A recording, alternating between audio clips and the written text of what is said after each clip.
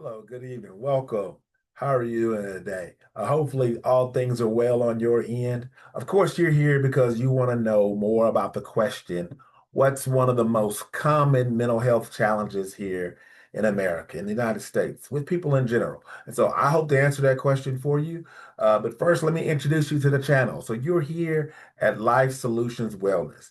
Here on this channel, brand new channel, we are tackling all the major issues when it comes to mental health, emotional well-being, mental wellness, all of those things for highly successful, highly productive, highly caring working professionals, individuals who do a wonderful job of success, of helping people, of taking care of things, of getting things done, but yet still find themselves struggling with common issues of mental health, mental wellness, just like everybody else. So if you're one of those people where you are highly productive, you're highly successful, and yet you find these moments in time where you are not quite feeling at your very best, well, here is the channel for you, where we're going to tackle all tough issues, deal with how you can help yourself, how you can help other people work through some of these challenges. Right. So let's get right into it. Right. So, what's one of the most common mental health issues, challenges that we are facing today? Well, obviously, it's October. And so, October is depression and depression screening, mental health screening month. And so, one of the most common issues or challenges that Americans face today is depression, right? Depression is a big deal. And of course, October is a big month for mental health. And so, there are a lot of different challenges that different topics that are addressed for the month of October, right? For the month of October, obviously, there's breast cancer awareness a month. And so, that's really important. There's domestic violence awareness month. It's that, right? There's ADHD Awareness Month. There's Bullying Prevention Month. So there are a lot of different challenges, a lot of different topics, concepts, issues that we try to address for the month of October. In October also includes World Mental Health Day. That was on October 10th. There's also National Coming Out Day. That's on October 11th. And also there's National Stop Bullying Day, which was celebrated and highlighted on October 14th. Right. So for the sake of this video, obviously all of those things are important. Not to mention also mental illness awareness week. That was also celebrated in October. So there are a lot of challenges, a lot of issues that we try to highlight and bring awareness and understanding to in October. And so for the sake of this video, I just wanted to answer the question. So depression, why is it so prevalent, right? So in terms of awareness about depression, what it looks like, what it feels like, uh, the research says that nearly 20 million adults will suffer from at least one major depressive episode each year. It's a lot of people. Over 20 million people, 20 million adults in the United States will suffer from a major depressive episode. Uh, by the research, by the statistics, it also says that they also say that women are more likely to suffer from depression than men, right? So there are a lot of different reasons for that. One of which we believe that women are much more likely to report and express that they are going through an depressive episode. Another issue is also found with men in that a lot of times men don't always express in a healthy way their emotional needs, emotional concerns, emotional struggles. So it can be said or stated that sometimes that men obviously go through as many issues when it comes to depression and feeling down, sad, all of those episodes, just as often or just as much as women do. We just aren't likely to report or open up or share about our personal struggles. Um, by the research, also by the numbers, it says the highest level of depressive episodes is recorded within the age range of 18 to 25 in adults.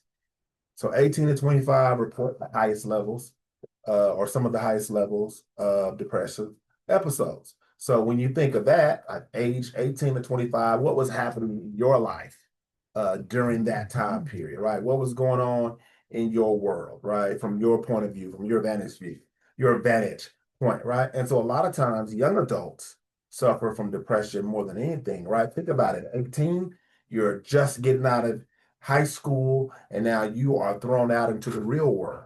And so oftentimes a lot of young people struggle with making the transition from childhood, right, to teenager, from young adult to finding their independence. So that age range from 18 to 25. Now, my mama would say, my dad would say that you ain't grown until you're 25 and you're living on your own, paying your own bills, living your own way, right? And so you think of that range, it's a very challenging uh, space, time period for young people because they're trying to find their way, whether it be through relationships, whether it's through their money and finances, whether it's through career, whether it's trying to find their own ways to cope and manage their emotions, their mental health, their feelings, all of those factors, all those things are at play when it comes to young people. So that's a very critical age for our young people that we need to be aware of.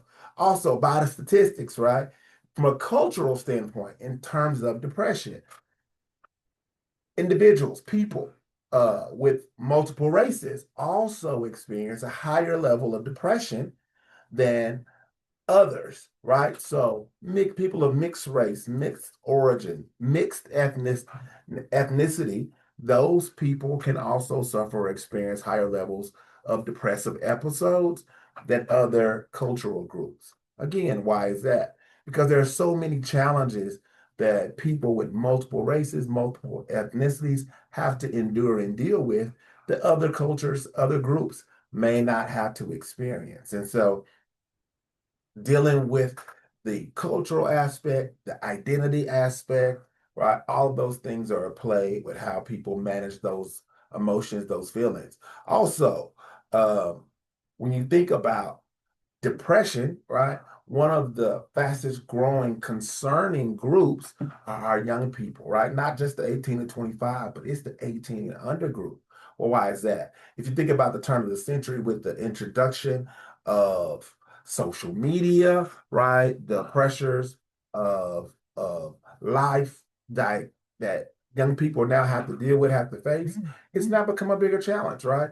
When you think about COVID and how it affected our teenagers, our kids, right? When you think about bullying, how it affects our young people, our kids, all of those things play a very critical role in depression, anxiety, self-worth, self-esteem. And so all of those things become big issues for our people, right? So that's just depression as a whole by the numbers. What those are some of the things that particularly may cause depression, right? Whether it's cultural, whether it's identity, whether it's transitions and adjustments, right? All of those things play a role in what happens when it comes to depression. Now, looking at some signs or symptoms of depression, right? So these are things that are good for you to be aware of, not only just in yourself, but also for those people around you, for your loved ones, right? And so when you think about signs and symptoms of depression, depression is a little bit different, right? Because sometimes when it comes to yourself, you personally, sometimes you don't even know what you're experiencing or what you're going through and how severe it is until it's already happening, right? When I speak to a lot of my clients, a lot of times they are going through depression or depressive episode. And when they track it and they look back and they're like, oh man, I've been feeling down or sad for a while, but I just didn't recognize it. So sometimes depression is hard to recognize. So what does it look like? What are the signs? It could be loss of appetite, right? Poor eating habits. It also can be struggle with sleeping at night, right? So whether it's having a hard time going to sleep, getting to sleep, hard time staying asleep, falling asleep, right? Or sometimes just being able to get up and get going in the morning. What else does depression look like? It can look like low motivation, low energy, right? Hopelessness, feelings of worthlessness. Those are all can be a part of depression. Also, in terms of signs and symptoms of depression, it also it could look like isolation, right? A lot of times when you are going through an episode of depression or you are feeling a certain way or you're in a mood or you're down, a lot of times we want to pull back. We want to isolate ourselves from the people or the activities that we normally would love to enjoy. And so those are just some basic signs of depression that you can look for in yourself or you can look for in your loved ones or people around you, right? So when it comes to depression, it can affect all of us. So we have to be aware of how we are addressing these issues, right? Life comes at you fast. There's a lot of personal adversity. And so it's always important to be aware of those things. The impact of depression is significant. So, like we were talking about just a minute ago, right? It impacts all the different points of your life, right? So, depression can affect your roles, your performance at work, right? How you perform, how you function at the job or at school if you're a student, right? Or if you work and go to school, it can affect how you function, how you perform. It can also affect your relationships. If you're a parent, if you are married, or if you're in a significant relationship with somebody else. The episodes of depression can come at you in waves, and it can affect how you perform in your relationships, how you connect with other people.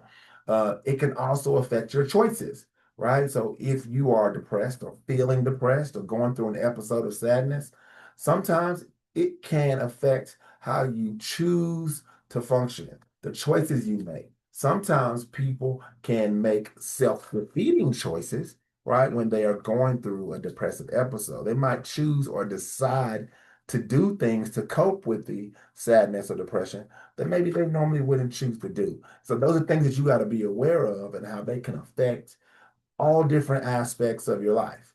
Well, what do we do? How do we treat depression? Right. So there are a lot of different ways. Obviously, the first one and the most important one that I love, right, that I think is really helpful is counseling. It's therapy.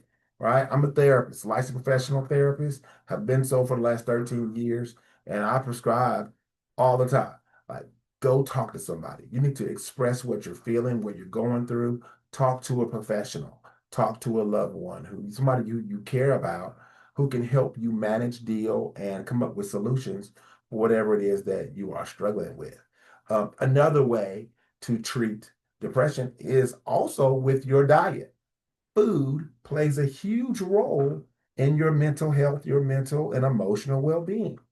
Sometimes, a lot of times, when people are experiencing depressive episodes, they are also struggling with what they eat, how they eat, when they eat, right? So sometimes it is also very valuable, important that you change up your diet and how that affects you, right? So, food, your diet, your eating habits, along with, right, counseling can be a way to treat mental health when it comes to depression. Another a way to address depression, also maybe just picking it up, right? Activity. So a lot of times you want to slow down, you're struggling with motivation, you're struggling with uh, optimism and your circumstances. So sometimes the best way to get going is just to do something positive, right? Whether it be exercise or finding a new goal, right? Recharging your emotional battery by doing something, getting moving. And so those are all natural ways to help yourself manage and deal with those emotions, right?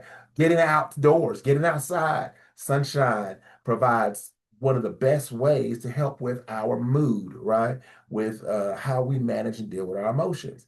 And then obviously the last way to another way, not the only, but one of the last ways to deal with it can be your relationships, right? And so if you're dealing or struggling with depression or a depressive episode, another positive way might be to reach out to people, right?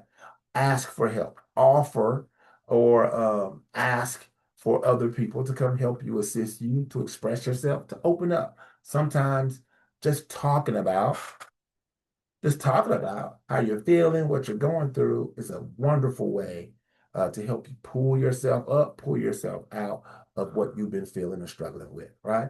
And so, again, depression is a multifaceted, very serious concern from a mental, emotional, physical standpoint. And so, we want to take that very seriously. Obviously, October is the time that we highlight depression and depression screenings.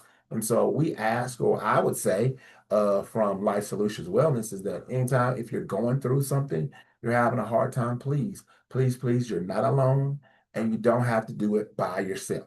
You don't have to do it on your own. So take time to open up to somebody who you care about, who you love. If there isn't a person that you can identify easily who might be willing to help you, well, then there are professionals who you can help, right? Oftentimes there are mental health resources provided by your local city, your local county, right, and your state, as well as there are national resources, right? There's a mental health hotline that you could call to help you assist you in processing your emotions, what you're feeling, what you're going through. So the key point is to always access help. Don't try to do it by yourself. If you're going through something, then I'm always encouraging you to reach out and allow other people to love on you, right? So I think this is a good place for us to stop today. What do you guys think? Okay, so we talked about it, right? So we talked about, hopefully I was able to answer the question, like what's one of the most prevalent, most common mental health challenges? And it is depression, right? And so obviously we take it very seriously. I want you to do so. And I want you to think about yourself, how you've experienced things. Also think about your loved ones. Look for the signs, the symptoms that maybe somebody's having a hard time and they maybe could use your help or assistance. I can trust you. I know that you're going to be there for other people, but I also want you to be there for yourself, right? So we'll pause here. We'll take a break. I think this is a great place for us to stop. Just remember, this is Life Solutions Wellness.